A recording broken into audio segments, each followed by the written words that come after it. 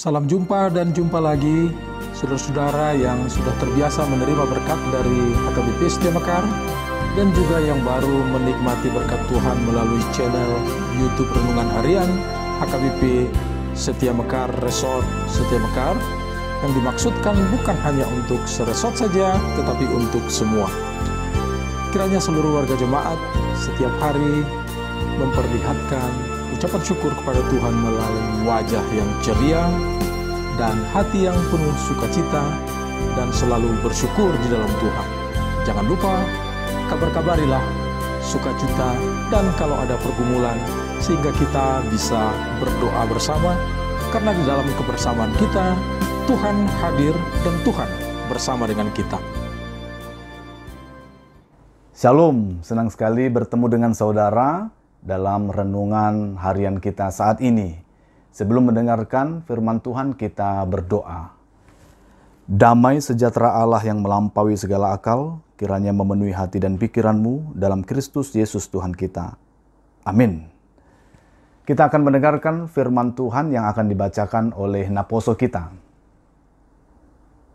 Shalom semuanya, selamat pagi.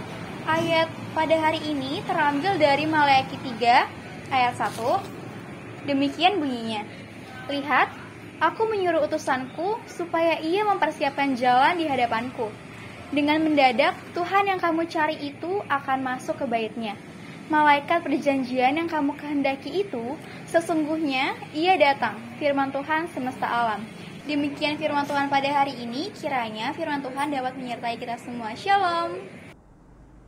Ya, selanjutnya kita akan mendengarkan pertanyaan yang akan disampaikan oleh naposo kita.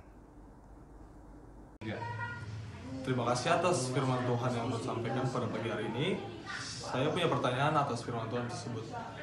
Bagaimana sikap kita dalam menantikan Tuhan datang? Demikian pertanyaan saya.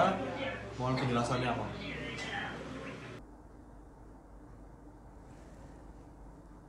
Iya.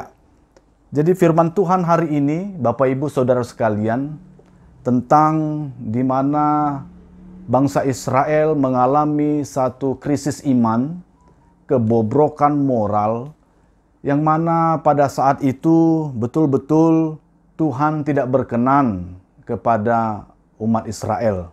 Mengapa demikian? Bisa kita lihat, kita baca di dalam kitab ini, dari pasal 1 sampai pasal yang keempat, di mana sikap hidup mereka itu tidak sesuai dengan firman Tuhan. Di pasal yang pertama, itu berbicara tentang imam yang menganggap remeh peribadahan. Padahal peribadahan itu dipimpin oleh seorang imam, namun imam tersebut meremehkan ibadah kepada Tuhan.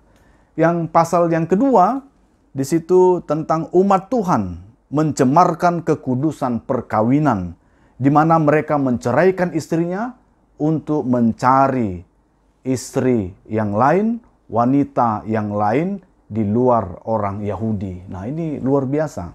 Padahal Tuhan yang mempersatukan mereka.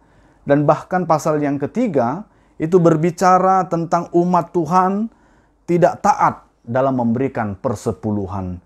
Nah, sikap ini adalah sikap yang mereka sadari atau tidak sadari memberontak dari Tuhan. Dan Tuhan marah terhadap mereka, sehingga datanglah Nabi Tuhan untuk menyampaikan berita ini bahwa Tuhan segera datang. Tuhan dengan tiba-tiba akan datang. Untuk menjawab pertanyaan yang disampaikan oleh naposo kita tadi, di mana pertanyaan tersebut, bagaimana sikap kita dalam menantikan Tuhan datang? Ada beberapa yang menjadi sikap kita, yaitu tidak melakukan kejahatan seperti bangsa Israel tadi. Ya. Selanjutnya yang harus kita lakukan adalah senantiasa hidup kita dalam sikap yang selalu bersyukur kepada Tuhan. Bersyukur atas apa yang Tuhan berikan kepada kita. Ya. Kemudian waspada dalam kehidupan ini dan berjaga-jaga supaya kita selalu hidup dalam kekudusan Tuhan. Dan ingat bahwa karena kita sudah diselamatkan oleh Allah menjadi umatnya dan bahkan menjadi anak-anak Allah, maka hendaknya kita menjadi berkat bagi dunia ini, tidak menjadi batu sandungan. Dan bahkan jadilah garam dan terang di tengah-tengah dunia ini, jauhi perpecahan dalam kehidupan kita. Ingat berdoa, membaca firman Tuhan, hidup dalam persekutuan, melayani, dan selalu senantiasa hidup dalam bimbingan dan jalan-jalannya Tuhan. Itulah yang harus kita lakukan. Karena Tuhan datang tiba-tiba.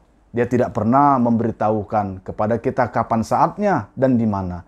Oleh karena itu, Bapak, Ibu, Saudara sekalian, Tuhan akan datang, maka itu berjaga-jagalah. Dengan sukacita kita mengisi hari-hari dan kehidupan kita sebagai satu kesempatan mengukir sejarah yang indah, memuliakan nama Tuhan. Tuhan Yesus memberkati kita semua. Amin. Saudara-saudaraku yang dikasihi Tuhan Yesus Kristus, kita sudah mendengarkan firman Tuhan yang luar biasa.